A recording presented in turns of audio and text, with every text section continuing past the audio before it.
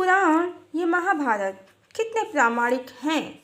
Hello friends, ये पुराण, ये महाभारत कितने प्रामाणिक हैं जिनके आधार पर हम देवी रुक्मिणी को माता सीता या कहें लक्ष्मी का अवतार समझ बैठे हैं। और इन पुराणों के आधार पर कलयुग की अवधि 4,32,000 वर्ष मान बैठे हैं। इनके अनुसार कलयुग के अंत में एसिड रेन होगी, धरती सूख जाएगी और मनुष्य बित्ते भर के हो जाएंगे।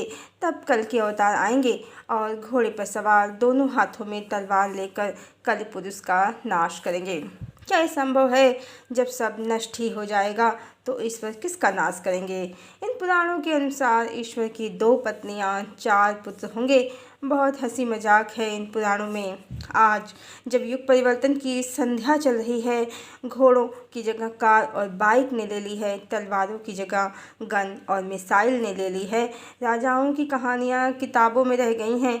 और ऐसे समय में देश में या विदेश में, चाहे नास्तिदमस हों, चाहे कीरो हों, संत अच्युतानंद हों या सूरदास, रविदास या गायत्री के प्रणेता युग ऋषि पंडित श्री राम शर्मा आचार्य, जिनकी भविष्यवाणियाँ सत्य हो रही हैं और निकट भविष्य में पूर्णतया सत्य सिद्ध हो जाएंगी और नया युग भी प्रारंभ हो जाएगा। मात्र 20 साल और सन 2043 में सतयुग पूर्ण रूप से लग जाएगा, कलिकाल पूरी तरह समाप्त हो जाएगा। तो ये 4,32,000 साल वाले महापुरुषों का धर्म व्यापार समाप्त हो जाएगा। तब भी क्या ये पुराण, ये महाभारत प्रामाणिक होंगे? जी नहीं, तब इनका कोई मोल नहीं रहेगा। बिल्कुल वैसे ही जैसे नोटबंदी के बाद 500, 1000 के नोट का कोई मोल नहीं रहा।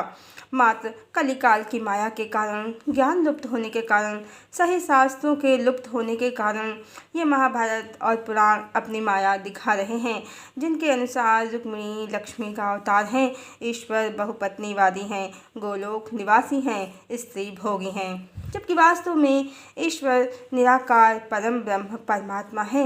वो स्वयं ही लोक हैं।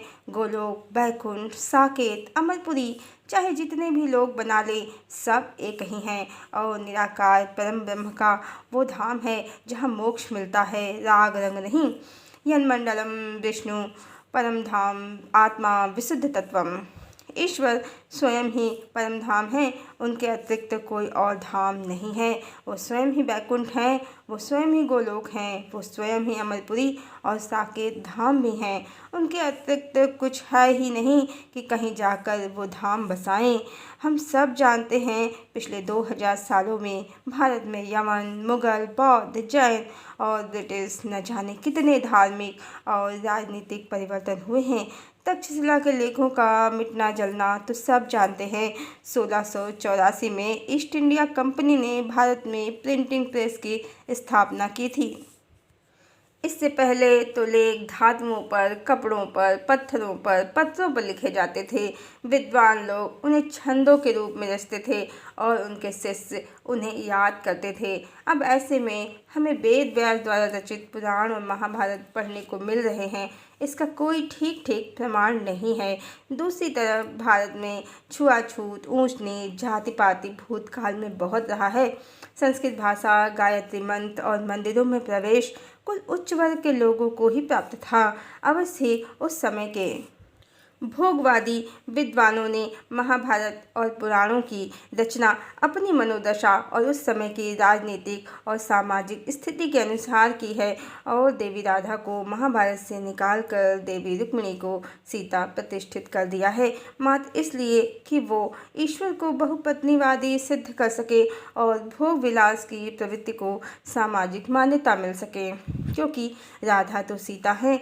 भगवान राम के एक पत्नी व्रत के अनुसार सीता जगदम्बा हैं, ईश्वर की एकमात्र पत्नी हैं, सनातन अर्धांगिनी हैं वो, जिनके जीवन में होने पर ईश्वर दूसरा विवाह ही नहीं कर सकते। द्वापर में भगवान श्री कृष्ण ने त्रेता युग की राम पर आसक्त 16,108 स्त्रियों की इच्छा पूर्ण की, उन्हें अपनी रानी बनाकर और देवी राधा से विरह सहन किया। कारण कि यदि उनसे विवाह होता तो फिर एक पत्नी व्रत रहस्य के कारण दूसरा विवाह वो नहीं करते। ये सभी रहस्य छुपाकर नकली पुराण और महाभारत रचकर इन कलि के अनुयायियों ने, भोगवादियों ने इसका ठीकरा वेद व्यास जी के नाम पर फोड़ दिया। कारण कि हम भारतीय वास्तव में बड़े मूर्ख हैं, नाम के पीछे भागते हैं। अगर नाम बड़ा है तो उसकी खूब मान मनोबल करते हैं, फिर चाहे काम कुछ भी ना हो। हमारी इसी मूर्खता का लाभ पाश्चात्य जगत के लोगों ने खूब उठाया है। ब्रांड के नाम पर हमें केमिकल वाले प्रोडक्ट जो जहर ही हैं हज़ारों में दिए और देश का पैसा खूब खींचा, कभी देश में रहकर कभी देश से जाकर। जबकि दिखावे के सारे प्रोडक्ट एक तरफ रख दिए जाए तो असली आवश्यकता खाना, कपड़ा और मकान ही है, जिसके लिए भारत में संपदा की कभी कमी नहीं रही। वो तो भोगवाद ने पश्चिमी संस्कृति को पलने बढ़ने का मौका दिया। अन्यथा जब अन्न और जल की बात हो तो भारत से समृद्ध कोई देश आज भी नहीं है। ईश्वर ने भारत को नदी, समुद्र, पहाड़, हरी भरी संपदा खूब प्रदान की है, पर हम पश्चिम की तड़क भड़क में अपनी असली संपदा को, अपनी शक्ति को समझ ही नहीं पाए। हमारी इसी भोगों की कामना के कारण भोगवादियों ने मिलावटी ग्रंथ लिख दिए और इन्हीं ग्रंथों के सहारे कली की माया खूब व्यापी। ईश्वर निराकार के स्थान पर गोलोक में स्त्रियों के साथ रहने लगे। ओंकार स्वरूप परम ब्रह्म, परमात्मा जो शिव और शक्ति, लक्ष्मी और नारायण में विभाजित हो धरती पर अवतरित होते हैं, वो कई देवियों संग अवतरित होने लगे। इन पुराणों की कल्पनाओं का क्या कहना। इनके अनुसार धरती पर जब पाप बढ़ जाता है तो धरती माता गाय का रूप बनाकर ईश्वर से प्रार्थना करती हैं कि ईश्वर मेरी रक्षा करें, पाप का नाश करें।